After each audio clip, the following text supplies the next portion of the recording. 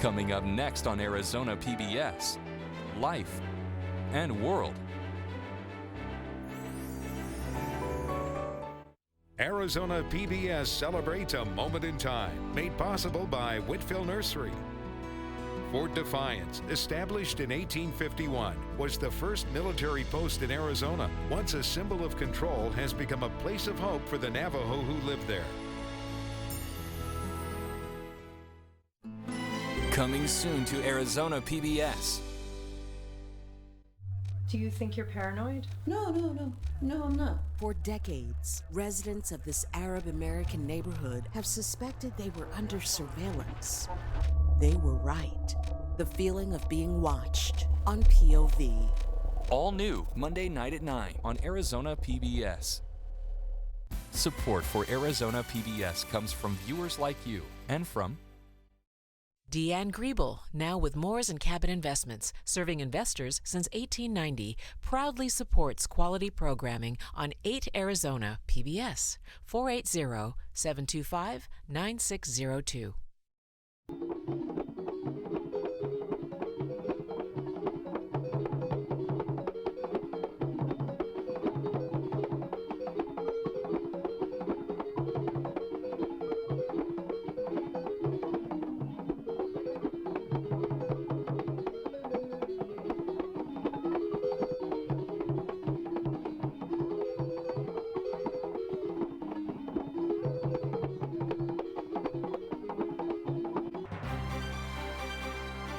From the Cronkite Studios in downtown Phoenix, this is Cronkite News. Tonight on Cronkite News, a federal judge has declared the use of military funds for border wall construction unlawful. We'll take a look at what this means for the future of the border wall. Plus, Cronkite News takes you deep into the wilderness to get an exclusive look at white mountain elk in Springerville, Arizona during their breeding season. And NHL fans may have noticed changing colors out on the ice this season. We'll look at the science behind the league's new puck. Cronkite News starts now. Good evening and welcome to Cronkite News on Arizona PBS. I'm Ellie Nakamoto-White. And I'm Anthony Totri. Thanks for joining us. As the November 5th elections get closer, schools are hoping voters will help boost their funding. Cronkite News reporter Rio Painter is following the story. The election is just a few weeks away. More than 30 school districts are asking voters to give them more money, including the Peoria Unified School District. So the override actually pays for something very critical right now, which is school safety. It's a very hot topic right now.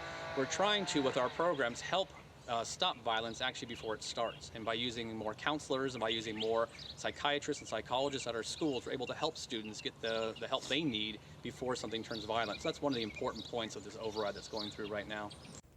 Along with the additional $4 million that will be used for school safety initiatives, the district would keep this $26 million that is being used for people in programs throughout the district. This is a mail-in only election. The Maricopa County Records Office started mailing out ballots this week.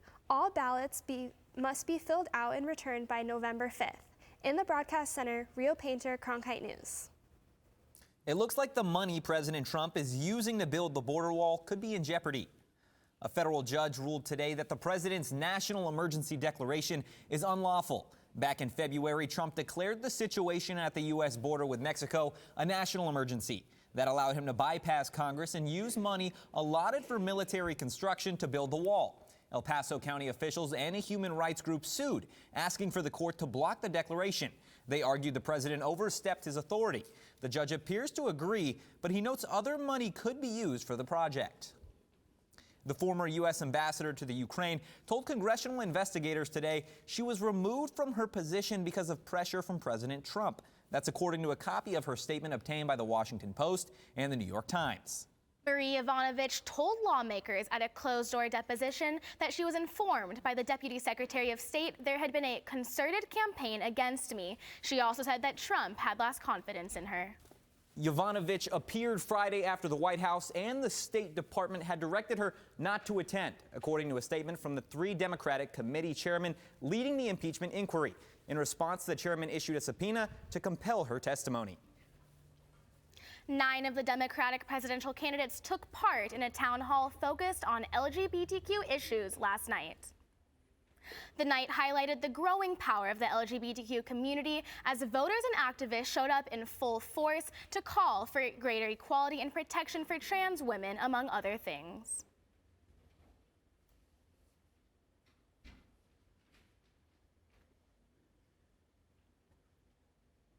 In which they can exist. Stop killing us. How do we get those men to stop killing trans women of color? We are hunted. I know. Systematically I know. hunted. How do we do that? There needs to be a safe place for the members of our transgender community to go when they have been exposed to that kind of harm, and we know there's not always a safe place. We are not free when we swear an oath, all of us swear an oath it will be a nation of liberty and justice for all. Those are aspirational words right now until every LGBTQ American has equal rights, and I will get the Equality Act passed and into law in our country. Though the candidates did not show many differences on these issues, many are happy to see some top contenders for the White House take these issues seriously. Your smartphone may be sharing your location, and that information is being used by both political parties to get you to the polls. According to an article in the Wall Street Journal, political action committees are setting up geofences at rallies and other events to track you. Here's how it works. You bring your smartphone to an event, like a political rally. If you're using an app that shares locations, the information is sent to one of two places: a company offering location tracking services, or a company that compiles this data and allows location tracking companies to tap into that stream. Groups, like political action committees, hire the location tracking company to sift through possibly months of your data.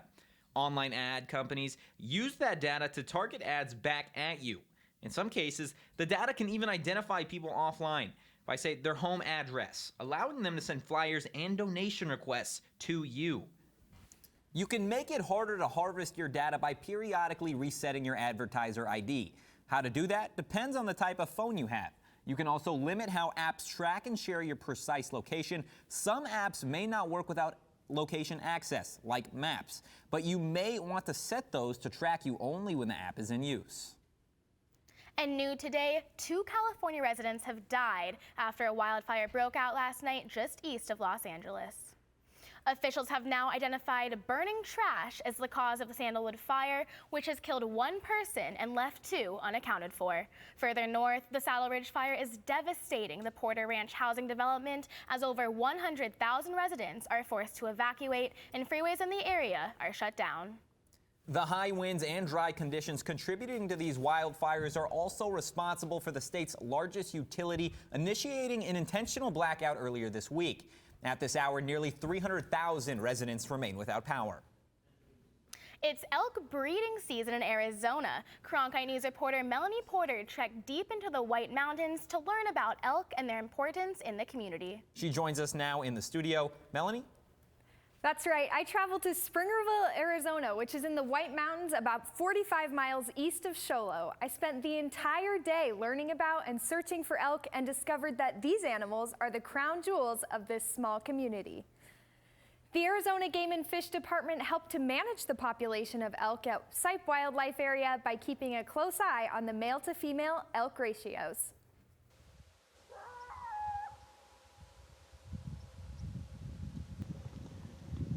Oh, it's fun. It's fun if you've never heard one or seen it. It is a sound that is unlike anything else in the world.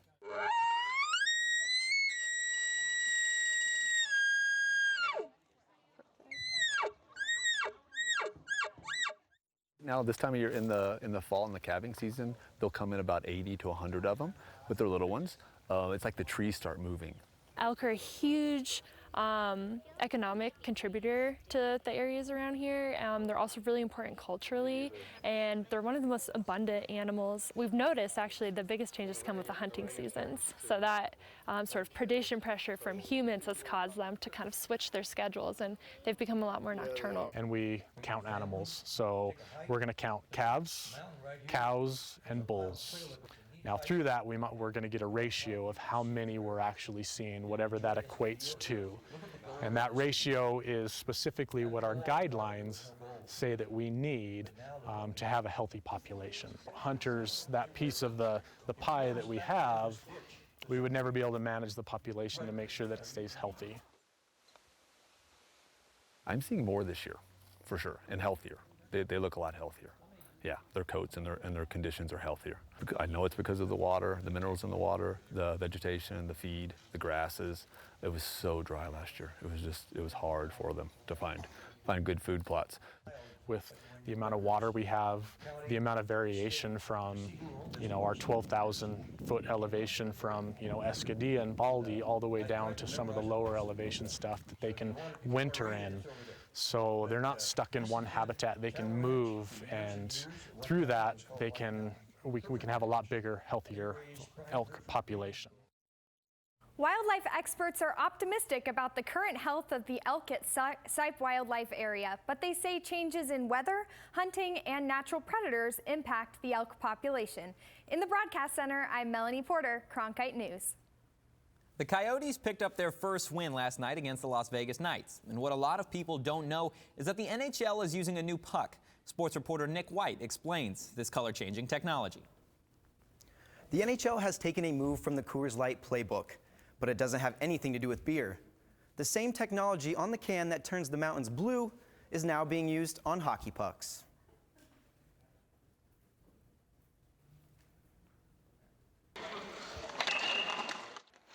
Hockey pucks take a lot of punishment during a game, but they are handled with great care before making their way to the ice, where they must be completely frozen before they are game ready. I think they just bounce a lot. I think, frozen pucks are nice when, making passes, and the puck just seems to sit on the ice a little bit better when they're warm. They seem to be bouncy. It's literally like a bouncy ball. It's hard to, keep control of the puck, and it definitely helps when they're frozen, for sure. The standard NHL puck is made up of vulcanized rubber, which glides more smoothly across the ice when the temperature is below freezing. There's a range. The league likes it between 14 and 20, 18 being the preferred temperature. This year, the National Hockey League is trying something new by using the same thermochromic coating Coors Light uses on their bottles and cans to show that the beer is cold. The NHL's logo color on the puck will change, letting the officials know it is not frozen anymore. And even though the change is very simple, where the NHL logo is going from purple to white, a frozen puck can play a huge impact in the game of hockey. Most teams, the locker room attendants do hang on to the game pucks until the day of the game. Recently, we just changed it here that I actually have possession of the game pucks for at least a few games in advance. So I keep them in one freezer in a separate room, and then the day of the game, I transfer them to our puck freezer that actually stays in the penalty box. They have like 20 or 25 inside the penalty box there, and after every TV timeout and after every goal, they change it out. So, I mean, I've heard over 20 pucks. I mean, it's a high-scoring game. They take a puck on every day time. So, as long as the pucks are kept at the right temperature and the logo's color is purple, they will continue to be placed right where they are supposed to be, in the back of the net. The logo is not the only thing changing. The NHL is in the process of putting a tracker in the puck to see how far and how fast it travels during a game. In the studio, Nick White, Cronkite News. And now we're joined here today by Jake. Thanks. Jake, it's pretty cold in that ice hockey arena, but what's the weather looking like? Well, the weather's looking pretty warm here through this next week, but for Arizona fall temperatures, a nice 90 degrees doesn't feel too bad. Now, let's take a look at it, shall we? As you can see with temperatures across the state today, right now, temperatures are in 86 and the 80s around central and southern Arizona, with temperatures ranging in the 50s up to the northern areas of the state. For those of you with Friday night plans like Anthony, happy birthday. Things will be a little cooler as the sun goes down. We're looking at temperatures getting to about the mid-70s, so you may want to bring a jacket when you're heading out tonight. Looking at the highs of tomorrow, it'll be 90 right here in the valley, 89 out in Yuma, 64 in Flagstaff, and 73 up in Holbrook. So good range of temperatures across the state. Here in Phoenix, though, I think a t-shirt and shorts is still a good idea. As you can see across the valley, once again, temperatures will range mostly in the 90s, with only Cave Creek and Whitman getting a 5-degree respite. And finally, for those of us with weekend plans such as the Taco Festival or Oktoberfest, it'll be around 90 degrees, which is pretty comfortable out here, but you may want to bear in mind that temperatures are going to drop later on in the day, but overall, sunny skies and nice temperatures as the week continues. Thanks very much. Coming up next, Cronkite News and Review. We take a look back at some of our top stories from earlier this week, including a look at the complicated history of adoptions in the Marshall Islands. Few things unite people like sports, and we've got your front row seat to a wiffle ball tournament getting Arizona's special needs children into the game. Don't go away. With wildfires, a scarcity of water, and other environmental issues facing the Earth today, it's critical to stay up to date with local impacts of a changing climate. That's why we created Elemental, covering sustainability, a multimedia collaboration between public television and radio stations. From climate change to water conservation to renewable energy and much more, Elemental covers the latest in sustainability news. Find our stories on our website, elementalreports.com. Stay in the know on the go. At Cronkite News, we work hard to report the facts and keep you updated, whether we're on set or on the scene. Taking it from the studio to the field. So I'm here in South Phoenix. In Phoenix, we're just a click away. Follow us on Facebook and Twitter, or find us online at cronkitenews.azpbs.org. Millions of people die every year from drinking dirty water. I would never have felt I had the ability to do something without ASU pushing me. We built filtration systems out of local materials with the people. To see those kids drink clean water for the first time, it's the most rewarding feeling that you can ever have. I went to ASU because I wanted to change the world. The thing I never would have expected is how the world would have changed me.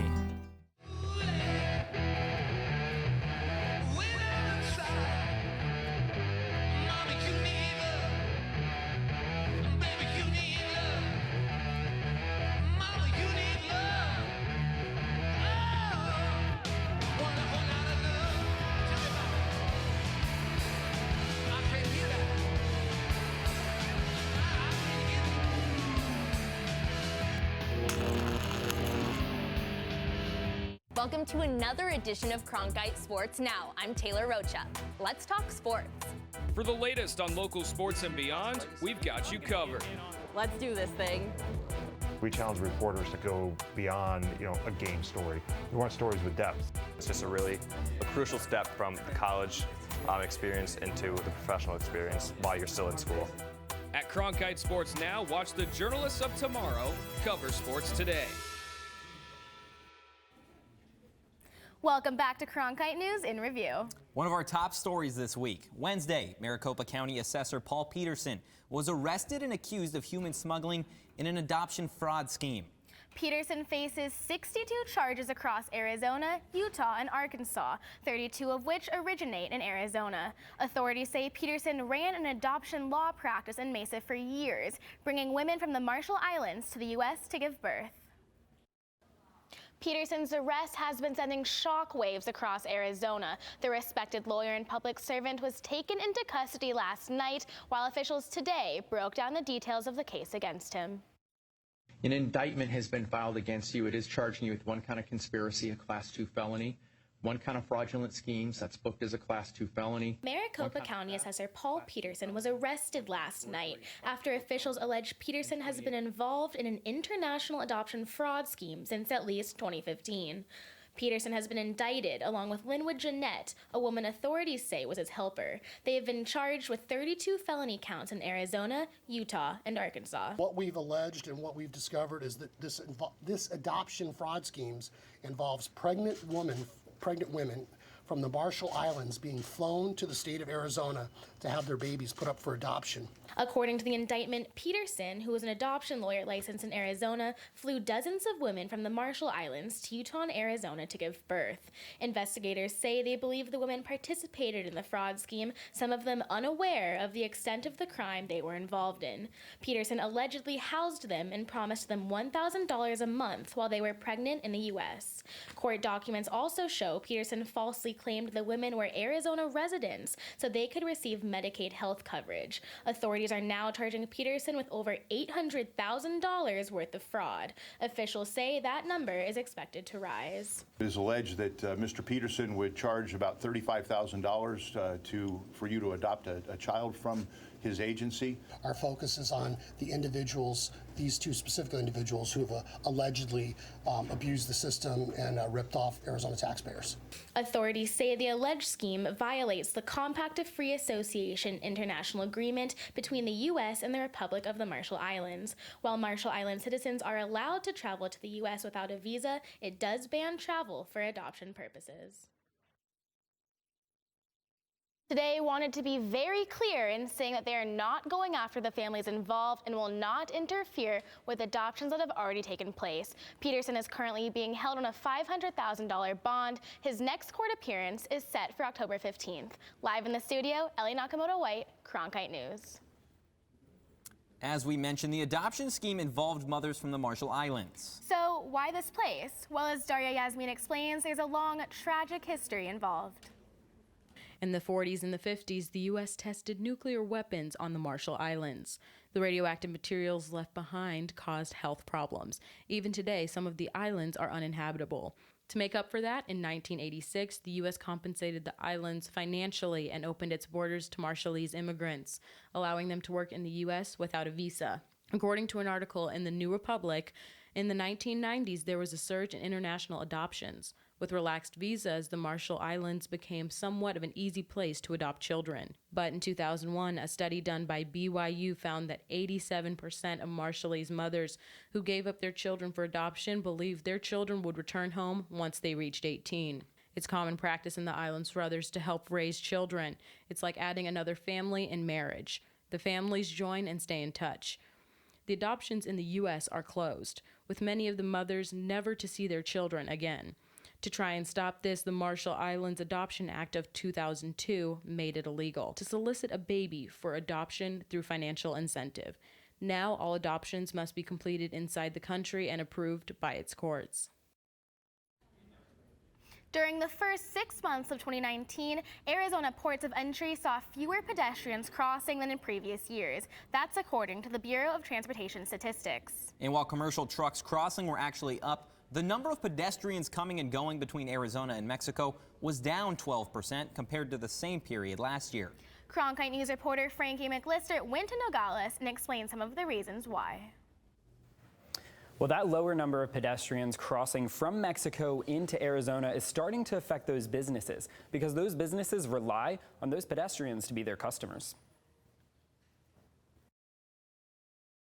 Sometimes it's 2 minutes, sometimes it's 0. Sometimes you just walk up, and sometimes it's all the way up to the train tracks, which is usually like 2 hours. Arizona resident Daniela Minerva frequently crosses the southern border, while her Mexican husband lives on the other side as he processes his immigration paperwork. It's a commute by foot that can be unpredictable, forcing her to plan her day around it.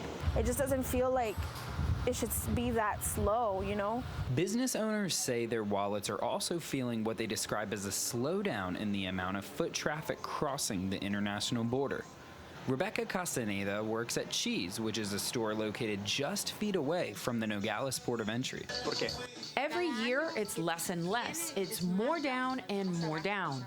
Bruce Bracker is one of Santa Cruz County's supervisors and says Customs and Border Patrol being understaffed is one of the main reasons why wait times at the border can stretch for hours. I know you've spent some time in downtown Nogales and you're seeing, a lot of store closures and just not a lot of people on the street. You used to see people shoulder to shoulder on the street, especially on the weekends. CBP says there's a multitude of reasons for the drop in pedestrians crossing the border. They include the overall U.S. economy, the value of the Mexican peso, border violence, travelers opting to enter the U.S. in cars instead of walking, and pedestrian commuters joining trusted traveler programs and using the SENTRI, also known as Sentry, car lanes. It's wait time. So if you have a favorite store and you go in that store, but that store started making you wait half an hour, 45 minutes, 2 hours to check out, how long would that be your favorite store? Probably not very long. You'd find someplace else to shop. That's how it is. But you have to just get used to it, because that's how it is. Well, and the dynamics between crossings between Arizona and Sonora are the dynamics of a pedestrian crossing between Arizona and Sonora is a great representation of family and economic ties between the two states. At the digital desk, I'm Frankie McClister, Cronkite News. A league that is full of miracles, where kids, no matter the disability, get to play baseball. As Miracle League Arizona starts its new season, Cronkite News reporter Lindsay Amundsen was out at opening day. To kick off the new season of Miracle League Baseball, the league held its 4th annual Wiffle Ball World Series in Scottsdale, a tournament that helps support the over 300 Arizona Miracle League players live out their dream of playing baseball. Jaden's going to tell us all what to do. Baseball! The money raised from the Wiffle Ball tournament will help kids like left-handed slugger Caden Newman. Caden was diagnosed with spastic diplegia, cerebral palsy, and a global developmental delay at the age of 2, and autism at the age of 4. But with the help of this fundraiser, it allows these kids to play in a league fully designed for them. Amazing. It is amazing. It is. Yeah, They took their time out of their Saturday to come and play ball together to support you, and it means a lot. Yeah, it means a lot to me. For 1 hour a week, the Newmans get to watch Caden do what he loves most, play baseball. With his White Sox hat, Rockies jersey, and dinosaur Converse on, the countless surgeries, long rehabilitation, and any limitations don't matter as soon as he steps on the field. Special needs parents in our lives and our families are so surrounded by the diagnosis and the doctor's appointments and the therapies that being able to come and know that there's some place for our children to play sports and for us to, just enjoy it and just watch them have fun. When Caden first started out at the Miracle League 3 years ago, he had to use his reverse walker. Now he can run around the bases all on his own, something his family was told he probably wouldn't ever be able to do. And that first time that he put his walker away and he walked around the bases, I mean, that is just like a Miracle League crying moment. It was so phenomenal. You're so happy for these kids that they're growing and they're advancing and they're able to walk by themselves now. It's kind of indescribable. When he first got diagnosed, we didn't know. We couldn't even predict what the next week was going to look like, much less what the next, 18 years would look like. And now we can look at him and we can watch him, and watching him walk around the bases at the Miracle League for the first time was huge for everybody. For Cronkite News tonight, thanks for joining us. For top Arizona stories anytime, go to cronkitenews.azpbs.org.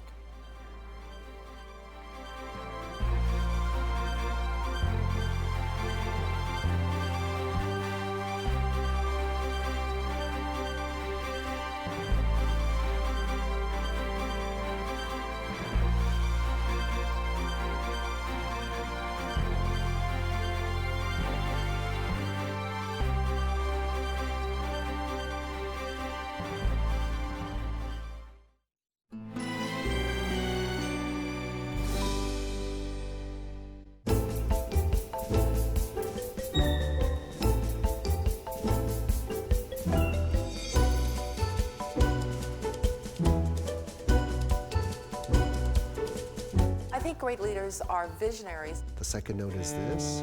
That's show business, huh? We make $200,000 a year in pension. What do you make? Well. All new tonight at 7:30 on Arizona PBS. Explore new ideas and new worlds here on Arizona PBS, a community service of Arizona State University.